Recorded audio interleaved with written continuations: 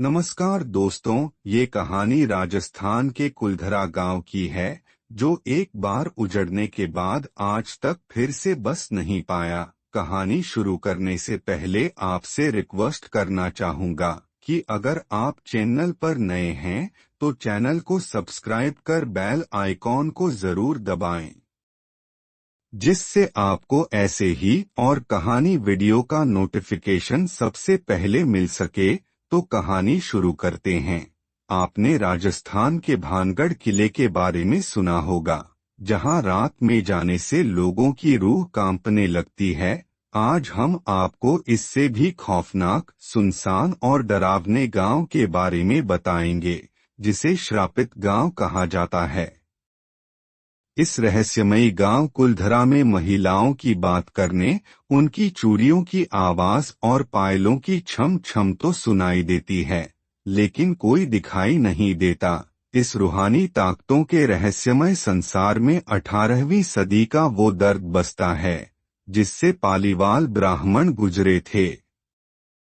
दिन की रोशनी में यहाँ सब कुछ इतिहास की मटमैली सी किसी कहानी जैसा लगता है, जैसे किसी फिल्म निर्माता ने फ्लैशबैक के लिए भूतिया गांव का सेट लगाया हो।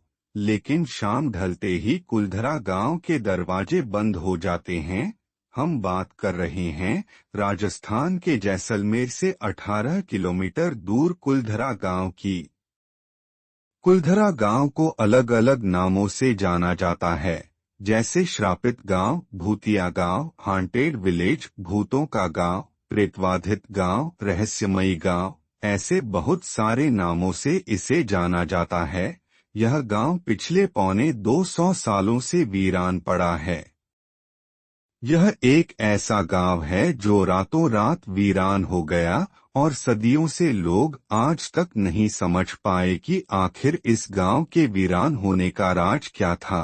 कुलधरा गांव के वीरान होने को लेकर एक अजीबोगरीब रहस्य है। दरअसल दशकों पहले कुलधरा खंडहर नहीं था, बल्कि आसपास के 84 गांव पालीवाल ब्राह्मणों से आबाद हुआ करते थे। लेकिन फिर जैसे कुलधरा को किसी की बुरी नजर लग गई। वो शख्स था रियासत का दीवान सालम सिंह, जिसकी गंदी नजर गांव की एक खूबसूरत लड़की पर पड़ गई। अय्याश और जालिम सालम सिंह उस लड़की के पीछे इस कदर पागल था कि बस किसी तरह से उसे पा लेना चाहता था। उसने इसके लिए ब्राह्मणों पर दबाव बनाना शुरू कर दिया।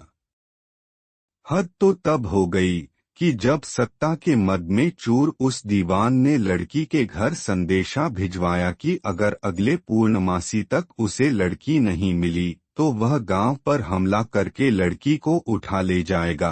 कुलधरा गांव की चौपाल पर पालीवाल ब्राह्मणों की बैठक हुई और 5000 से ज्यादा परिवारों ने अपने सम्मान के लिए रियासत छोड़ने का फैसला ले लिया। फिर कुलधरा कुछ यूं वीरान हुआ कि आज परिंदे भी उस गांव की सरहदों में दाखिल नहीं होते।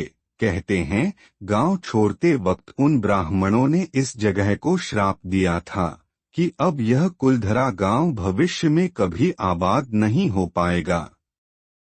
बदलते वक्त के साथ 82 गांव तो दोबारा बस गए, लेकिन गांव कुलधरा तमाम कोशिशों के बाद भी आज तक आबाद नहीं हो पाया है।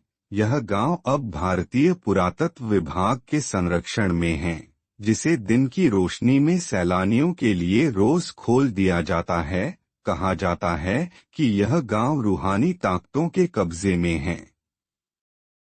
टूरिस्ट के मुताबिक यहाँ रहने वाले पालीवाल ब्राह्मणों की आहट आज भी सुनाई देती है। उन्हें वहाँ हर पल ऐसा अनुभव होता है कि कोई आसपास चल रहा है। बाजार में चहल पहल की आवाजें आती हैं। महिलाओं के बात करने और उनकी चूड़ियों और पायलों की आवाज हमेशा ही आती रहती है।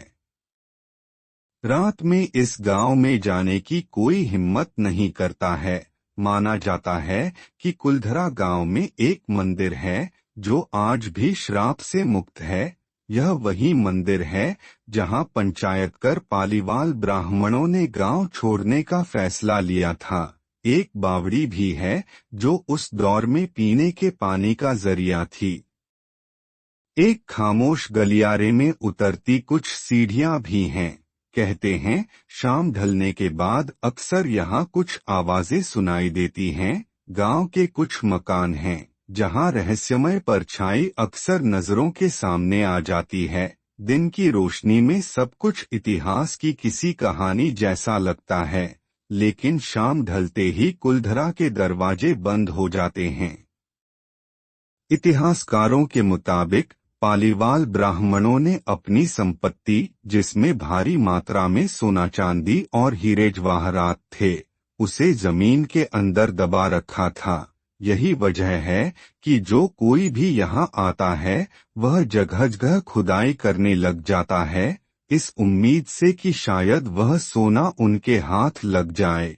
यह गांव आज भी जगह जगह से खुदा हुआ है। तो दोस्तों, आपको ये कहानी कैसी लगी कमेंट करके जरूर बताएं और वीडियो को लाइक और शेयर करके हमारा मनोबल बढ़ाएं। धन्यवाद।